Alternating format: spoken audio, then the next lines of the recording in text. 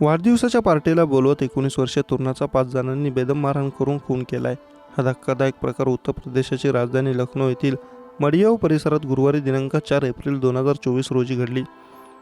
अवनीश शर्मा राहणार मनकमेश्वर असं मृत तरुणाचं नाव असून या प्रकरणी पोलिसांनी 5 आरोपींना अटक करीत त्यांच्याकडून धारदार शस्त्र जप्त केली आहे। या प्रकरणी पोलिसांनी अविनाश तिवारी, पीयूष अवस्थी, विशाल पांडे, आदित्य यादव सर्व राहणार मडियाव आणि अमन यादव राहणार दाऊदनगर अशा 5 आरोपींना अटक केली आहे। पोलिसांच्या चौकशीत आरोपींनी गुन्ह्याची कबुली दिली। होळीच्या वेळी वाद झाल्याने हे कृत्य केल्याचं त्यांनी सांगितलं। अलीगंज ब्रज येथील पोलीस अधिकारी नारायण सिंह यांनी ही माहिती दिली आहे। मृत अवनीश याचे वडील अनिल शर्मा यांचे मूळगाव डालगिंज आहे। ते परिवहन विभागात कंत्राटी पदावर कार्यरत होते। 8 वर्षांपूर्वी त्यांचं निधन झालं। त्यानंतर पतीच्या जागी अवनीशची आई लक्ष्मी शर्मा या कंत्राटी ऑपरेटर म्हणून काम करू लागल्या होत्या। अवनीश हा 3 भावांमध्ये मोठा होता। त्याला यश आणि स्वतंत्र असे 2 लहान भाऊ तर मोनिका, अशिंका आणि सुष्मिता अशा 3 अविवाहित बहिणी होत्या। तो 12वीचा विद्यार्थी होता। कुटुंबाला मदत म्हणून घराजवळील तलवार टेंट हाऊसमध्ये तो काम करत होता।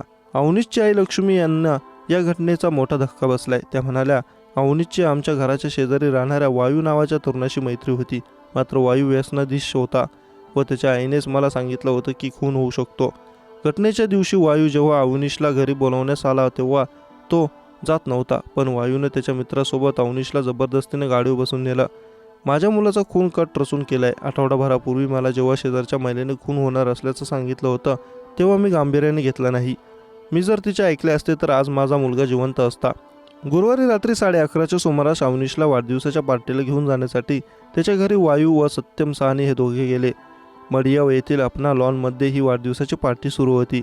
या पार्टीमध्ये जुन्या वादातून अवनीशला वायू, विशाल, सत्यम साहनी, विशाल पांडे, पीयूष अवस्थी आणि इतरांनी काठीने बेदम मारहाण केली। त्यानंतर गंभीर जखमी झालेल्या त्याला ट्रॉमा सेंटरमध्ये दाखल केलं। तेथेच उपचारादरम्यान त्याचा मृत्यू झाला। अवनीशनं पार्टीला जाताना त्याच्या मामाचा मुलगा प्रियेशचं चार्जर नेलं होतं। रात्री 12 वाजेपर्यंत तो परत न आल्यानं प्रियेशने त्याला फोन करून लवकर येण्यास सांगितलं। त्यानंतर रात्री 21च्या सुमारास अज्ञात व्यक्ती अवनीशच्या घराच्या शेजारी राहणाऱ्या शेजारच्या अंशला फोन करून घटनेची माहिती दिली। ही माहिती अंशने प्रियेशला दिली। त्यानंतर कुटुंबियांनी ट्रॉमा सेंटर गाठलं। तेथे त्यांना अवनीशचा मृत्यू झाल्याचं समजलं।